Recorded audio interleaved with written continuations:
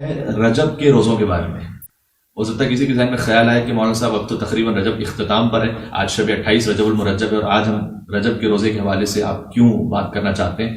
اس کی وجہ خود صادق علیہ محمد امام جعفر صادق علیہ السلام کی حدیث ہے، اللہم صلی علی محمد وعلی محمد۔ حدیث ابن سالم سے رجب کے چند دن ہی رہ گئے تھے، جیسے کہ بالکل اس وقت کی صورتحال ہے۔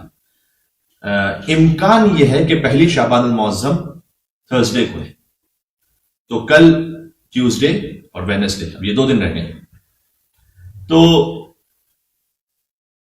ابن سالم یہ کہتے ہیں کہ رجب کے چند دن رہ گئے تھے، امام صادق علیہ السلام نے مجھ سے پوچھا کہ کیا تم نے رجب کا کوئی روزہ رکھا ہے؟ اس نے کہا کہ مولا نہیں، اب تک میں نہیں رکھ پایا۔ امام نے جواب دیا کہ تجھ سے اتنا ثواب ضائع ہو گیا کہ جس کا اندازہ سوائے خدا کے کسی اور کو ہے ہی نہیں۔ اللہ اکبر، یہ بہت بڑی بات ہے۔ یہ لسان اللہ ناطق کی زبان سے جملہ مبالغہ آرائی نہیں ہے، یعنی حقیقت ہے۔ یہ امام علیہ السلام فرمانا چاہ رہے ہیں۔ امام نے کہا کہ اتنا تجھ سے ثواب ضائع ہوا ہے کہ خدا کے سوا کوئی جانتا ہی نہیں کہ کتنا ثواب ضائع ہوا، کیونکہ اللہ سبحانہ و تعالیٰ نے، حدیث کا جملہ ہے، اللہ سبحانہ و تعالیٰ نے اپنے اوپر واجب کر لیا ہے کہ جو رجب کے مہینے میں روزہ رکھے گا خدا اس کا احترام کرے گا۔ سبحان اللہ سبحان اللہ۔ ایک مرتبہ ابن سالم نے دھڑپ کے کہا کہ مولا اب چند دن جو رہ گئے ہیں، کیا میں ان میں روزہ رکھ لوں تو کچھ ثواب حاصل ہو سکتا ہے؟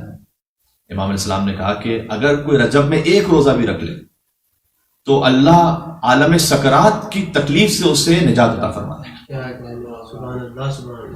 آگے فرمایا کہ ایک روزہ بھی اگر کوئی رکھ لے تو قبر کی مشکلوں کو آسان فرما دے گا، قبر میں سوال و جواب آسان فرما دے گا۔ رجب میں مولود کعبہ ہے امیر المومنین علی بن ابی طالب علیہ السلام، 13 رجب۔